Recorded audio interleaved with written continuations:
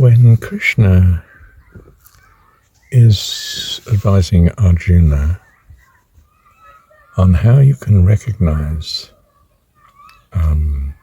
if you like, a non-returner, an enlightened person, one that, if you like, doesn't need to be reincarnated here in this world. It goes through a list of things like the same in praise and blame, heat and cold, and so forth. Now, the everyday man in the street's not like this. He's infuriated by so-and-so. He's pleased at such and such. He's concerned about so-and-so. He's wondering about so-and-so, and it's preoccupying his mind, and he behaves differently according to what he's conscious of. In short, they're reactive. An angel, so to speak, is only reactive in relation to the goal, which is of God and doesn't change. So the reaction to a change of circumstances is fashioned majorly by the goal and adapts behaviour accordingly that the present circumstances warrant as regards achieving the goal. Whereas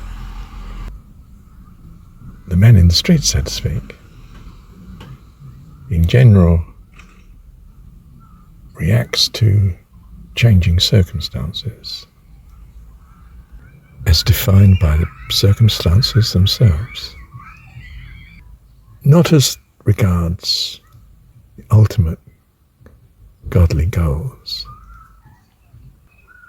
but as regards accumulated experience of similar circumstances in the past and his ways of behaving to them.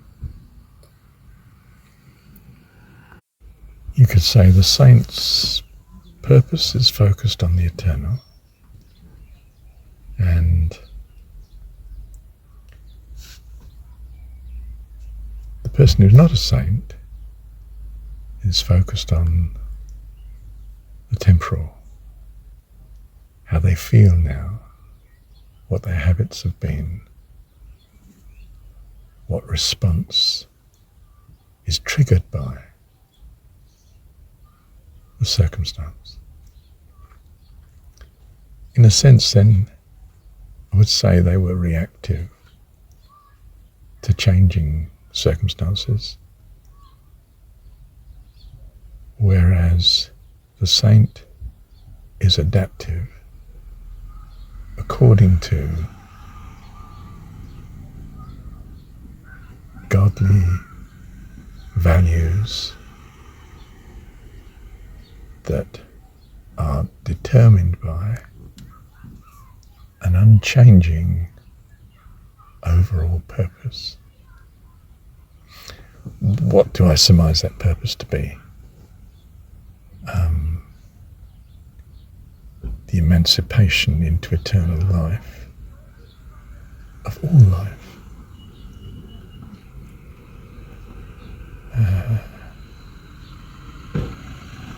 That all life becomes ultimately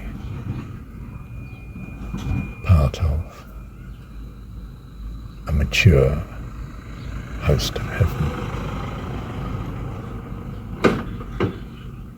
And until that's achieved for the individual, we can sort of think of them as children.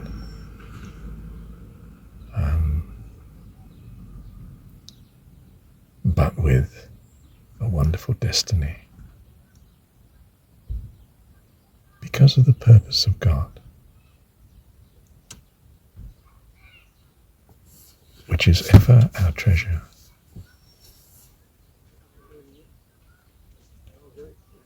you, Heavenly Dad.